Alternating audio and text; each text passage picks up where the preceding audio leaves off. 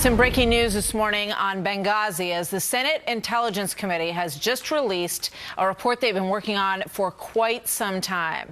And in this report, it's about 85 pages long. We're just starting to get a look at it. It strongly criticizes the Obama administration's response to the terror attack that killed 4 Americans, including our ambassador, Christopher Stevens. So the bipartisan report is now saying that al-Qaeda has established a haven in Libya well before that tragic night in the eastern part of the country. The claims directly contradict the narrative that came out of the White House on all of this.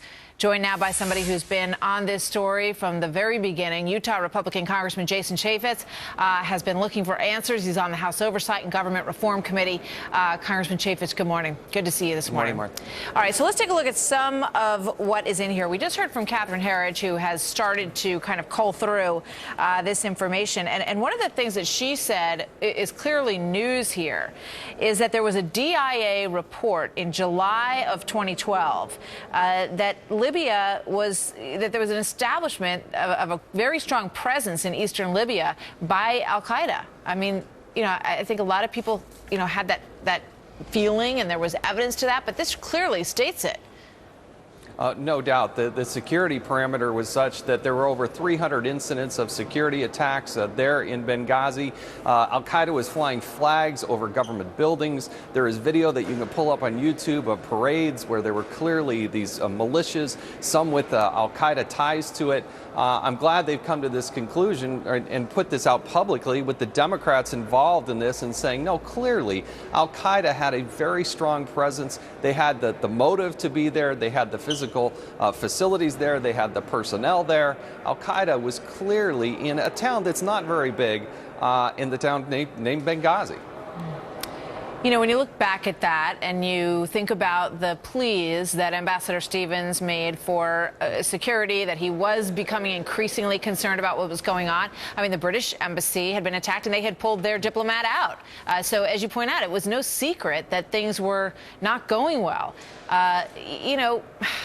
I mean, why wouldn't you? It begs the question, why wouldn't you either pull out or provide more backup or have a plan? The military says they didn't even have a plan to get in there if they were needed. April 6, 2012, our facility in Benghazi was bombed. June 6, 2012, our facility was bombed. They breached the wall. 5 days later, the British ambassador had an assassination attempt. The Red Cross had a rocket attack. All the Western flags had abandoned this except the United States of America. But Hillary Clinton, under her watch, she wanted to expand the facility there in Benghazi, but they diminished the security presence. So we had less personnel. They didn't even get to keep the personnel that they had. And one of the key findings from this Senate report, I'm just reading the headlines as you are, is that this attack was preventable. It was.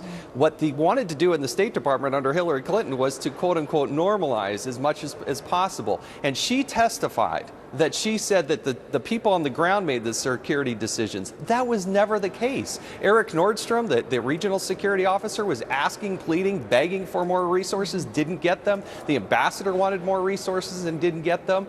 They diminished the security profile. They didn't fortify the physical facilities. That attack was preventable. That comes from the Democrats and the Republicans in the Senate. And that's what Hillary Clinton's got to live with. And we still have no answers, no arrests. There's more in this report on Ben Kumu, this former Gitmo detainee who was released and is believed to be involved in all of this. So what's going on? We have this person at Gitmo, and they release him. Now we've got him tied to the attack in Benghazi, along with Mr. Katala and some other very nefarious characters. The media, U.S. media, can go over and freely interview and talk to these people. We are well past a year, and yet we have no arrests. Nobody's been captured or killed.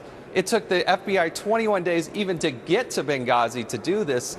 This is why it's so important and why it matters. And it's so demeaning for the president and the spokesperson and others to try to label this as a quote-unquote phony scandal. Yeah, it's tough. You look at a lot of people fired up over a traffic jam, and you wonder where the answers are on this, because we all clearly remember the president standing at that podium, very moved by the loss of American life, and promising to those families that he he would find the people who had done this heinous act to 4 Americans. And that, it just leaves a huge question mark in so many minds. Congressman Chaffetz, thank you very much. We'll Thanks, see you Martha. next time. Thank you. Okay. All that stuff about James Rosen and Jennifer Griffin saying everybody knew it in real time when it was happening.